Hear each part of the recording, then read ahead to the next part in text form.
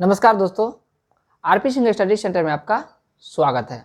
जी हाँ दोस्तों, अभी हम लोग क्लास 10th के फिजिक्स में हैं। क्लास 10th के फिजिक्स के अंतर्गत पाठ 1 का ऑब्जेक्टिव पढ़ रहे हैं।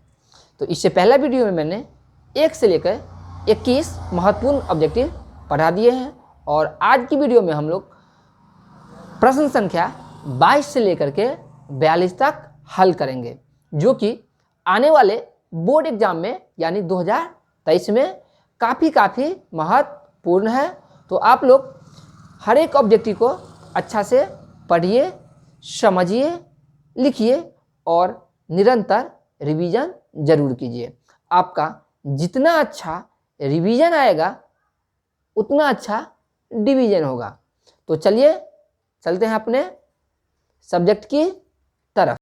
और चैनल पे नए हैं तो चैनल को सब्सक्राइब जरूर कीजिए। यहाँ क्लास 10 मैथ और साइंस शुरू से लेके अंत तक पढ़ाया जाएगा और साथ में आपको मैथ का और साइंस का हीटेड क्वेश्चन यानी MBBI क्वेश्चन भी एग्जाम के समय प्रोवाइड करेंगे। चलिए हम लोग क्लास 10 फिजिक्स के पाठ 1 में यानी प्रकाश का परावर्तन भाग 1 पढ़ चुके थे। भाग 1 में हमने 1 से लेके 21 ऑब्जेक्टिव दे चुके थे। आज की कड़ी में हम लोग ऑब्जेक्टिव भाग 2 पढ़ेंगे। आज की कड़ी में हम प्रश्न संख्या 22 से लेके 42 तक का ऑब्जेक्टिव क्लियर करेंगे। तो परीक्षा के दृष्टिकोण से ये 1 से लेकर और 42 ऑब्जेक्टिव बहुत ज़्यादा महत्वपूर्ण है, तो इसे आप लिखकर कॉपी में बार बार रिवीजन करते रहिए। तो चलिए हम प्रश्न संख्या 22 की तरफ चलते हैं। देखिए प्रश्न संख्या 22 क्या कह रहा है। कह रहा है यदि किसी बिंब का प्रतिबिंब यानी किसी बिंब मिस हो गया वस्तु यानी किसी वस्तु का प्रतिबिंब का आवर्धन ऋणात्मक हो तो प्रतिबिंब की प्रकृति क्या होगा।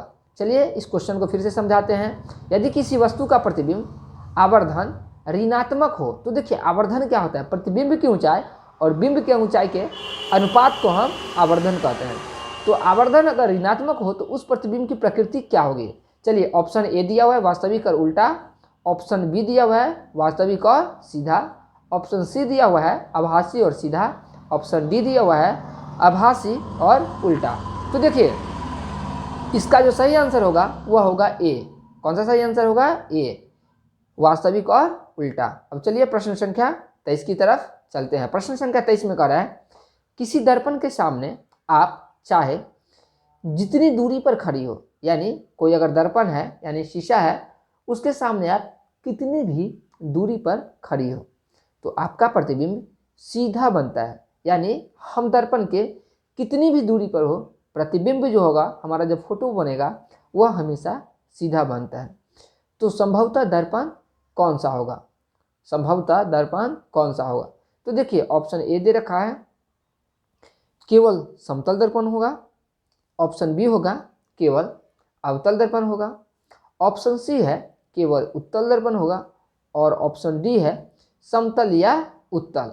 तो देखिए इसका जो सही आंसर होगा वह होगा ऑप्शन डी, समतल या उत्तल। तो चलिए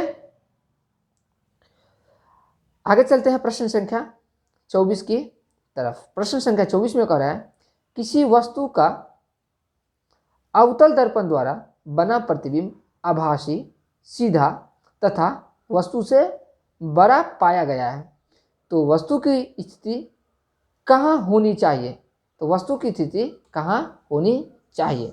तो देखिए पहला ऑप्शन दिया है मुख्य फोकस तथा वक्ता केंद्र के बीच, दूसरा है वक्ता केंद्र पर, तीसरा है वक्ता केंद्र के परे और चौथा दिया हुआ है यानी डी में दर्पण के ध्रुव और फोकस के बीच। तो देखिए फिर से क्वेश्चन को देखते हैं। यदि किसी वस्तु का अवतल दर्पण द्वारा बना प्रतिबिंब आभासी और सीधा और वस्तु से बड़ा है तो देखिए ऐसा जो होता है अवतल दर्पण में जब दर्पण के ध्रुव तथा मुख्य फोकस पे जो वस्तु रहती है तो उसका प्रतिबिंब आभासी, सीधा और वस्तु से बड़ा बनता है।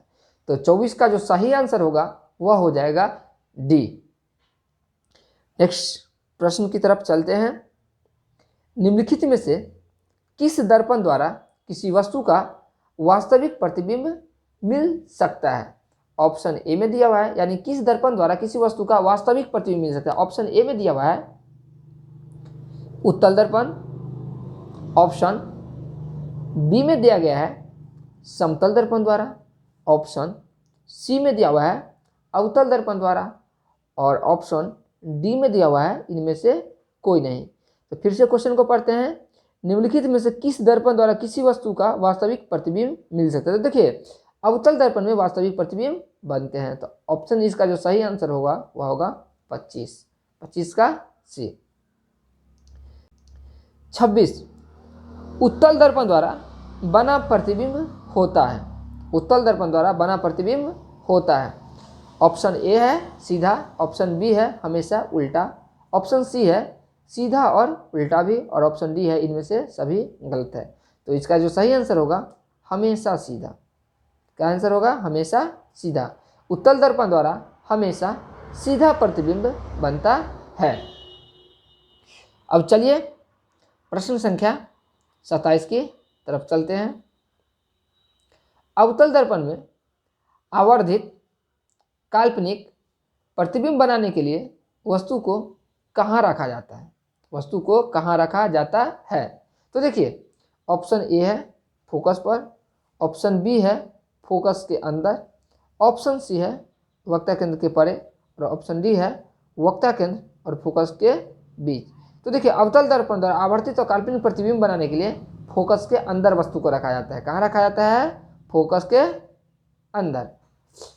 ये चीज़ हम दर्पण की स्थिति जो है प्रकाश के परावर्तन भाग 8 में बता चुके हैं। अगर आप इसका सब्जेक्टिव नहीं पढ़े हैं तो डिस्क्रिप्शन का लिंक है वीडियो में, वहाँ पे जाके आप सब्जेक्टिव भी पढ़ सकते हैं। अब देखिए, प्रश्न संख्या 28 परीक्षा के दृष्टिकोण से काफ़ी क्या है? महत्वपूर्ण है। प्रकाश तरंग उदाहरण है। तो देखिए, ध्वनि का, विद्युत चुम्बकीय तरंग का, पराबैंगनी तरंग का, परावर्तन। तो प्रकाश जो है विद्युत चुम्बकीय तरंग है।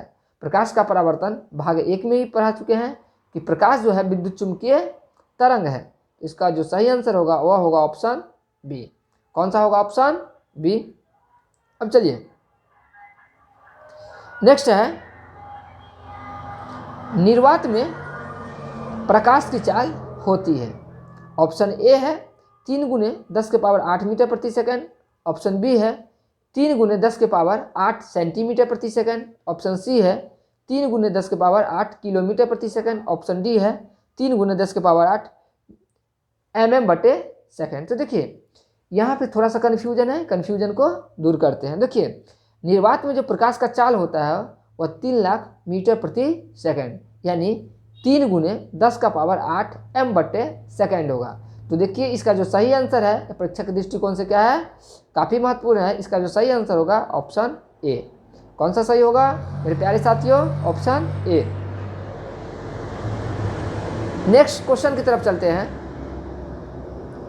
काल्पनिक प्रतिबिंब हमेशा सीधा बनता है, औंधा बनता है, उल्टा बनता है और तिरछा बनता है। तो देखिए, काल्पनिक प्रतिबिंब हमेशा सीधा बनता है, काल्पनिक प्रतिबिंब हमेशा सीधा बनता है और वास्तविक प्रतिबिंब हमेशा उल्टा बनता है। इसको आप याद कर लीजिए। काल्पनिक प्रतिबिंब हमेशा सीधा बनता है और वास्तविक प्रतिबिंब हमेशा उल्टा बनता है। तो पूछ रहे काल्पनिक प्रतिबिंब हमेशा, तो इसका सही जो आंसर होगा वह होगा ए। कौन सा होगा? ए। काल्पनिक प्रतिबिंब हमेशा सीधा बनता है। तो चलिए प्रश्न संख्या 31 की तरफ चलते हैं। प्रश्न संख्या 31 में क्या कर रहा है?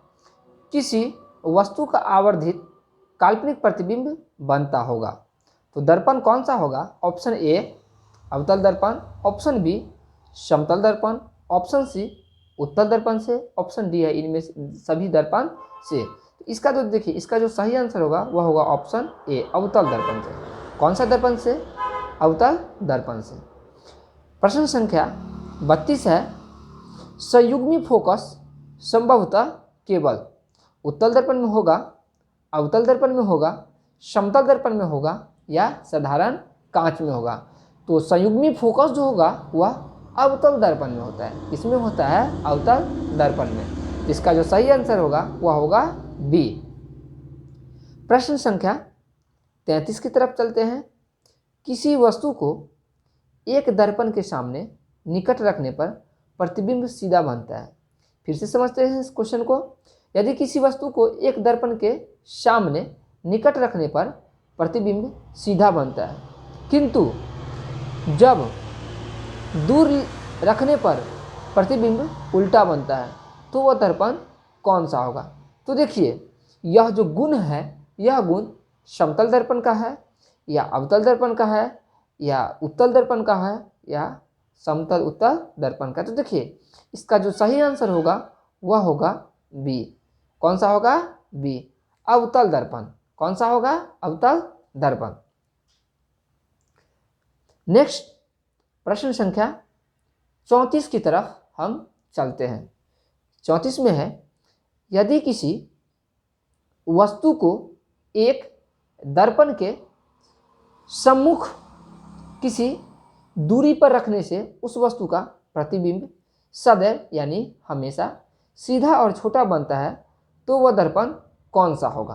तो देखिए, प्रतिबिंब हमेशा सीधा और छोटा बने तो यह जो गुण होता है वह उत्तल दर्पण का होता है। इसी गुण के कारण उत्तल दर्पण को हम अभिसारी दर्पण भी कहते हैं और उत्तल दर्पण का उपयोग गाड़ी के साइड मिरर के रूप में भी किया जाता है।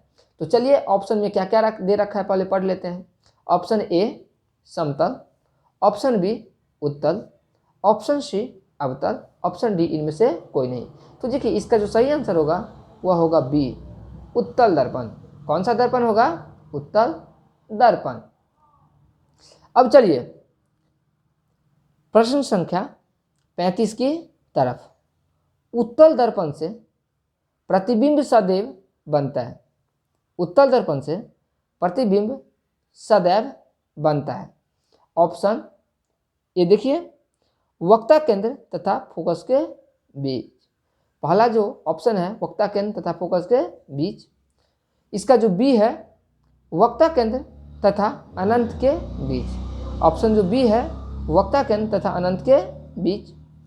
ऑप्शन सी है ध्रुव तथा फोकस के बीच। ऑप्शन सी क्या है? ध्रुव तथा फोकस के बीच। ऑप्शन डी है कहीं भी बन सकता है। ऑप्शन डी है कहीं भी बन सकता है। तो देखिए, इसका जो सही आंसर होगा वह होगा सी। कौन सा होगा? सी, ध्रुव तथा फोकस के बीच। क्या होगा? ध्रुव तथा उत्तल दर्पण में प्रतिबिंब सदैव बनता है, तो ध्रुव और फोकस के बीच बनता है। ठीक। प्रश्न संख्या 36 की तरफ चलते हैं। प्रश्न संख्या 36 कह रहा है, किसी वस्तु को हम तभी देख पाते हैं जब वो वस्तु प्रकाश को अवशोषित करे, परावर्तित करे, अपरिवर्तित करे और परावर्तित और अपवर्तित दोनों करे। तो देखिए, जब किसी वस्तु को हम तभी देख पाते हैं जब वस्तु प्रकाश की किरण को परावर्तित करे। हमारा आँख किसी वस्तु को तभी देख पाता है जबकि उस वस्तु के प्रकाश को परावर्तित करे। तो इसका जो सही आंसर होगा वह होगा बी, परावर्तित करे।